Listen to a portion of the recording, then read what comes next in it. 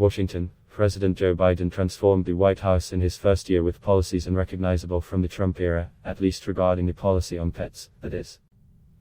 Here are a few reasons the vibe is just a little bit different at America's most famous home since Joe and First Lady Jill Biden got the keys from Donald and Melania Trump. Trump was the first modern US president to have no pets. An admitted germaphobe, he did however like using dog as an insult for everyone from terrorist suspects to ex-staffers and political opponents. The Bidens are bona fide dog lovers. In June, their beloved champ, an elderly German Shepherd, died. Then Major, a bouncy shelter dog, got into repeated trouble biting security staff and others in the bustling complex. After attempts at retraining, Major had to go to a less stressful home. But just in time for Christmas, and a photogenic walk with the first couple on a Delaware beach, came Commander, a German Shepherd puppy. Yes, he's cute. As for a Biden cat, the White House has yet to deliver on early promises. Trump had his family running the country. Biden has them running around the South Lawn. Daughter Ivanka Trump held a job as senior advisor to her father that saw her take part in Oval Office meetings and attend international summits. Her husband, businessman Jared Kushner, at various points ran everything from Middle East peace negotiations to the pandemic response.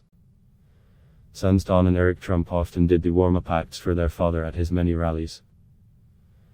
Much less rarely seen was Barron, the teenaged son of Trump and Melania, who cut a lonely figure around the White House. The Bidens are more likely to be seen with an entourage of nosy grandchildren. The president sometimes even takes the kids or their friends for personal tours of the Marine One helicopter or Air Force One. Biden's second son Hunter, 51, has largely gone off the radar. A former alcoholic and drug addict, he was the target of fierce allegations of corruption. Hunter Biden now paints and last year released an autobiography, Beautiful Things, detailing his painful life. Melania Trump raised eyebrows with Christmas decorations one year that conveyed a frosty white tone, leading to snarky comments about the former model being an ice queen. Another December, the decorations featured startling amounts of red, including rows of entirely red Christmas trees, earning mockery that they resembled the famous torrents of blood seen in The Shining horror film.